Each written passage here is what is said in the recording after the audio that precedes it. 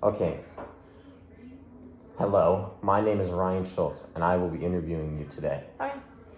What is your name? Tiffany Schultz, What is your coaching position? What do you do? a gymnastics coach. Okay. And share a bit about your coaching history and accomplishments.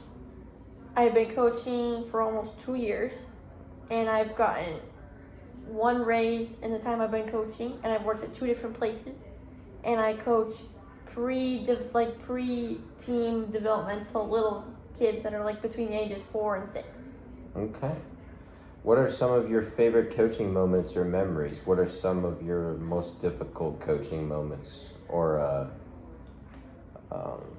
moments that you faced? Probably my favorite is when new girls get new skills that I've taught them, because seeing them go up in a level that I've coached them in is a very rewarding experience. Since I've gotten them there with their technique. Some difficult things I face is when they have a little bit of sidetracked and they don't like to listen to me when I'm trying to explain stuff, because practices can be long for them. And I'm just trying to get them to the best point that they can be at, and sometimes it's a little difficult when they don't like to listen. How do you get them to listen? How do you get them to focus? I usually tell them if they need to sit out and take a moment to think about, because the little kids thinking about gymnastics for that long takes a little bit, so they sometimes need to regroup themselves. So sometimes they'll sit out for a couple minutes, or just doing something other than what the station I've given them is, because then it will get them to get engaged with a new activity. Okay. What potential role and impact can coaches have in young people's lives? What role can coaching have in kids' lives? What potential role and impact can coaches have in young people's lives? I think they can be seen as a different mentor other than their parents. They can be seen as a role model, because some of my kids have told me they want to be like me when they get older, because they want to teach younger generations what they have learned and show new life experiences, and kind of just guide them in the right direction and just make them be a better person other than what they are in school and what they are at home. How has coaching changed over time, especially considering generational change in this world? I think it's become less tough. I have to be more soft with my kids than I would like to be, because sometimes it would get them to engage more in gymnastics if I could be a little bit rougher on them. You can't really punish with conditioning, because it is seen down upon, and parents don't really like that.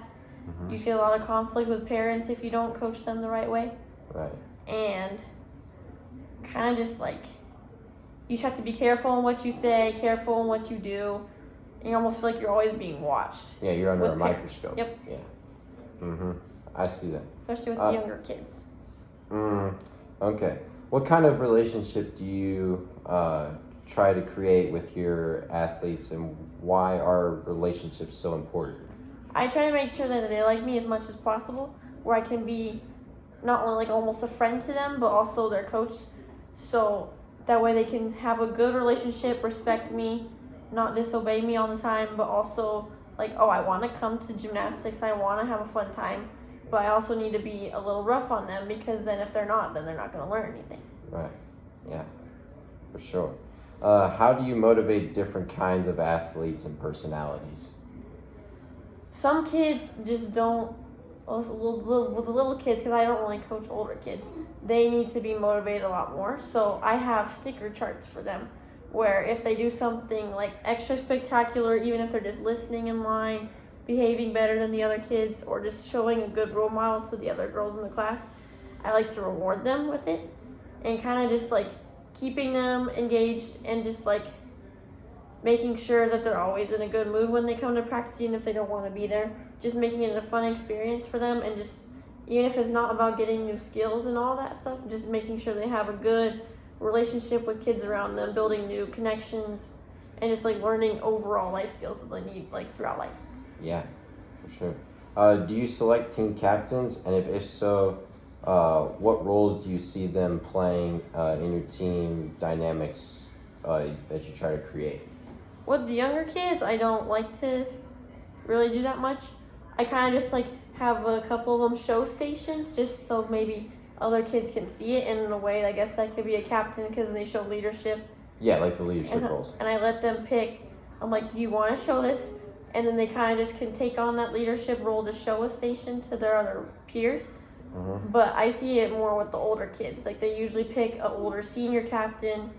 They like to make sure that they're like led not only like in the gym, but like motivationally, mentally, making sure everyone's in an okay place, and kind of just like keeping the team together, and like just showing not only that a coach can be a leader in the group, but that another peer can show some leadership qualities and keep the team like as a whole. Do you have like multiple players on your team that take on that role? Or I is do. it just like one player? Mostly it's like 3. Some of them don't really like to be in that main position, even though I try to get them all to do that. But some of them do definitely take it on more. But all of my girls, especially in my group, they have taken on that role and like either shown a station or kind of just been like, I want to lead, I want to do this. Gotcha. How would you describe your leadership methods, styles, and in what ways does your personality impact the way you coach? Could it be positive or negative? I try to be positive even if I have a kind of a rough day, or like I have, being an athlete myself, kind of just I try to be as positive as I can, and I always just try to remind myself, like, is this the way I would want to be coached as a little kid? And even though I try to get them to be the best athlete they can, I also want to make sure they're not going to hate it, they're not going to regret doing this for their lifetime, and kind of just like making sure that they're always like having fun, learning, and not only just like, oh, I have to come to gymnastics, but they want to come, they want to better themselves as an athlete and as just a person, and overall like emotion and like mentality kind of thing. And seeing it in the coaching and athlete perspective, I definitely have made some better connections with it. Seeing how the way my coach is and the way I coach, and I try to relate it as like easy as possible. Even though I'm an older athlete and they're younger, I try to make it as similar as possible because I feel like I've learned a lot from my coaches. Yeah, put yourself in their shoes. Yep, yeah. I try to make sure that I can do the same for my athletes as they've done for me. I see what that. Yeah, always got to have a positive attitude. How do you go about preparing, planning, and organizing, and why do you think this is important? So usually my like boss will make like lesson stuff for me, or like lesson plans, or tell me to take these, but usually I try to tweak them a little bit just to depend on what my athletes need. Like I'm supposed to follow a main plan, but they said if I need to tweak it a little bit, I can. So I try to kind of like I look over it and just see like what skills in general they need to do. But depending on like if I have a meet coming up for them, or if they have something they need to work on specifically, I try to make a whole rotation for one day based around that. Since they have 2 days that they're in the gym and I coach them one day, I try to just make sure that they're always getting the best technique they need on a skill they need to get, or like if they need to get a certain skill, then I make like 4 stations instead of 2 different stations of 2 different skills that they need based on those. So I kind of just try to tailor to their needs, and like sometimes I'll have one station where I'm like, okay, if you need to work on this, you can work on this. If not, if you need a different skill, you can work on that, just to make sure each athlete isn't just feeling like a robot going through the same motions, that they're getting work done and getting new skills, and that way they're always just learning new things. Yeah, very detailed response. I love that stuff. How do you build a positive relationship with parents, administrators, and like fellow coaches and like other stakeholders, which would be like somebody else that's like watching you guys? I try to, well, first of all, I always try to like talk to the parents and kind of just like I've worked one of my girls' birthday parties before, just to like engage with the families, so that way like they know who their daughter is getting coached by. And kind of just like I try to make sure the parents always want to keep their kids in gymnastics, and that way the kids are always happy. And if they're injured, I always encourage them to talk to me, or if they're sick or something, because I don't want them to feel like they're being pushed at all, and I don't want their kids to go home feeling sad, like, oh, that I was doing something wrong. So I always try to make sure that they're always communicating, which the parents do communicate with me and my fellow coaches of my groups very well. With my administrators, they try to do like reviews for me every 3 months. So that way they make sure I'm like on track and then see what I need to improve on so I can always improve as a coach. And we all kind of do that as a whole. Like even my boss gets reviewed every year to make sure that we're always like updating our plans and like just keeping a different new level of coaching.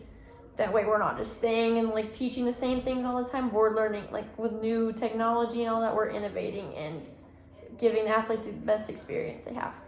Have you ever got into like a disagreement with like a parent or anything, like an administrator? I have not, but I've seen it where some parents just don't think that their daughter's getting enough attention, and that's like a constant problem we see. So that's why with every review that I have, they're like, make sure you can always like, they try to keep the group small enough that way each athlete can get their own, like they try to like double up coaches, or do they want to make sure each athlete can have like their own time with the coach and not like, oh, one athlete's getting 30 minutes with this coach and one's only getting like 5. They try to make sure it's all separate. Yeah, definitely. Parents can be difficult these days.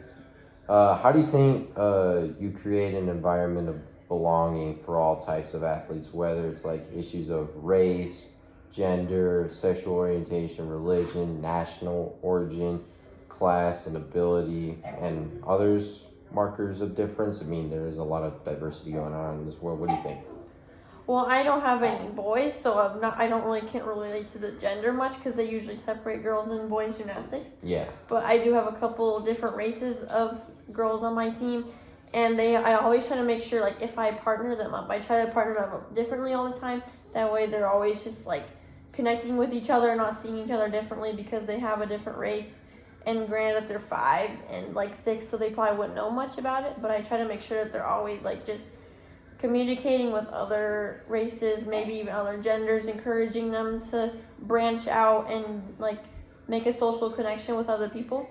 And I try not to like be like, oh, you can always go with this girl. No, I try to like keep them separate, keep them apart. Maybe like one girl goes alone one time, one girl goes with a partner, just to make sure they're getting all aspects of like that learning environment, because it's not all just about the gymnastics. Yeah, like working together and all that stuff. Yeah, definitely. Try to do that with my kids too. Why should coaches be especially knowledgeable of Title IX? You know, with a lot of this, females not getting enough attention. And, you know, males getting a lot of money now and the NIL deals. What do you think? Well, I definitely see that with gymnastics because gymnastics is losing money, and like boys gymnastics isn't really a big thing anymore. So I definitely see that it's like a different gender, like equality kind of thing, but in the opposite direction. I think it's just hard to keep girls in gymnastics at this point because it's just like people see football getting a whole bunch of money, people seeing basketball getting a whole bunch of money for their gender and like the role that they have in the sport. But I think that overall it just matters if you've learned more as a human or if you've learned more in the sport, then money wouldn't matter as much. So I think that people and parents and athletes shouldn't be looking at all the money that leads up to it. They should just be looking at, am I getting better as a person? Am I getting better as an athlete? It doesn't matter my gender because everybody should be treated equal, even though it's not really happening in NIL right now. But football, if we think about it, isn't for women either. They don't have women's football that has money. No. So I think people just need to look at it as it's a sport. You chose the sport. It's not all about money. You can go on later on and get a job. So your sport should just be a sport. There shouldn't be that much money involved. And yes, if you are a better athlete, then you can make money. But I think it should just be more revolved around sport, getting better at sport, getting a team better, getting a college better, and not just bettering for the money. Yeah, and also the memories that you build throughout your lifetime with all those sports, especially too. I've seen. Considering injuries, social media, Title IX, concussions, etc., how can coaches proactively minimize like liabilities and risk generally? How can they? Well, we try, especially with gymnastics coaching, we try to create a safe environment for kids. So like we have very strict rules, like no jewelry, no little dangly things. I can't wear like dangly bracelets or anything when I'm spotting kids, just to ensure safety. But we also have we go over every month strict protocol, like what to do if a kid's injured, and kind of just like overall, like we try to create the safest environment we can for our kids. And granted, we know injuries are going to happen because sports are dangerous. Gymnastics especially, it's a high risk for injury. But they try to keep it as safe as we can and letting the parents know that the daughter or son has a risk of getting injured.